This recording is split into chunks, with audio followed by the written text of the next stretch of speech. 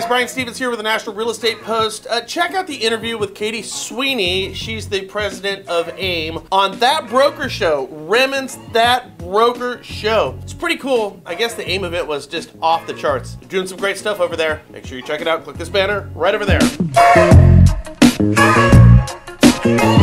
So let's start today by opening up a time capsule. Back in September 2014, Inmate posted the question, was NAR wise to allow News Corp to acquire Move? See, Move owns Realtor.com, and Realtor.com is the company that just inked a contract with Opendoor, a decidedly anti-realtor alternative to a real estate transaction. Anyways, was NAR wise to do this? Here's what Inman had to say way back in 2014. First, no. NAR will have less power over Realtor.com now that it's lost its stock and board member seat. Well, they nailed that one, didn't they? It now appears losing that board seat and stock paved the way for News Corp to use the title Realtor from Realtor.com against Realtor's future business. Second answer, yes, it was a good idea. It's a great opportunity for more exposure for realtors and attract more buyers and sellers to Realtor.com. Okay, well, they kind of got this one right, didn't they? They got more buyers and sellers for sure. The problem is Realtor.com is now actively and aggressively letting potential new clients know that there's a better alternative or option than working with a realtor on Realtor.com. Further, this answer speaks to the ineptitude of NAR by stating they can't gain more exposure and attract more clients if they were to actually run the site. What they're saying is that NAR is incapable of effectively running, well, Realtor.com. We'll never know, will we? And finally, the third option, maybe it was a good idea. It depends on whether my advertising costs on Realtor.com is going to go up. Follow-up question here. Why, at this point, all these years later, would any realtor support Realtor.com now that it's working with its competition, Opendoor? I, as a realtor, would not finance my competition and subsequent downfall. But hey, that's just me. Realtors have been doing this with Zillow for years. What do you think? Let us know about this Move Realtor.com NAR scenario that is going across the Beltway right now, down below.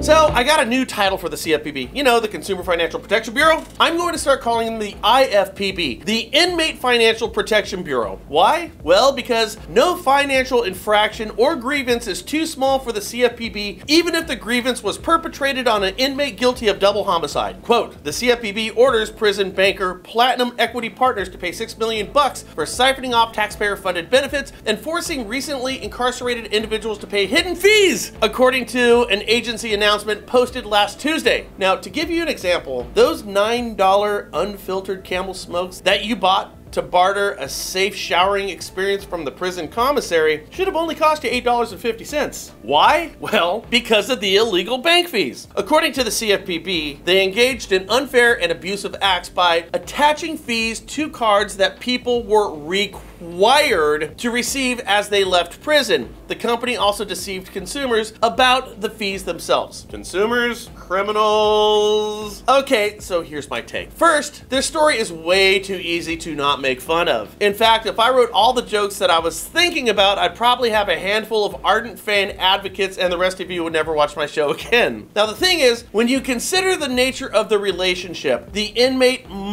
they are required to use this bank card, puts these criminals in a precarious position, much like their relationship with the victims that they had that got them locked up in the first place. And because the bank was positioned to take advantage of their position and status, makes what the bank did egregious and worthy of this punishment. In fact, maybe even more so. So if Platinum did this, and it looks like they did, I'd like to see them on the receiving end of one of their own Platinum inmate bank cards, running puckered to the prison commissary to buy themselves some unfiltered Camel cigarettes so they could barter for a good and uninterrupted night's sleep in the prison.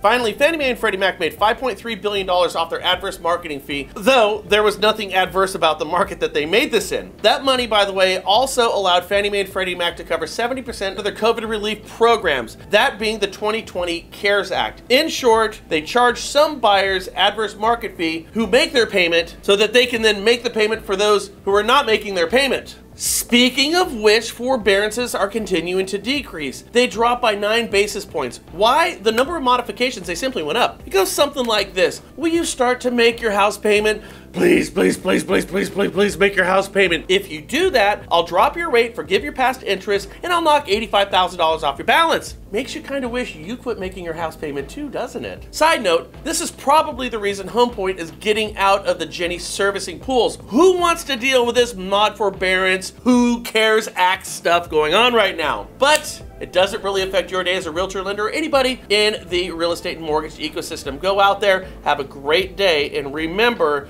your actions today are going to affect what happens in the new year and even Christmas. So let's do something good today to give the little ones a fantastic Christmas and make New Year's Eve a wonderful day. But you gotta start today. All right, guys, nice to see you. I can't wait to see you again until tomorrow. Remember, this upcoming Thursday, I'm going to be up in Tacoma, south of Tacoma. If you want more information on that, it'll be somewhere around here. So I hope to see you guys. Portland, Oregon, Seattle, Tacoma. Let's hang out Thursday night. Talk to you soon. Later.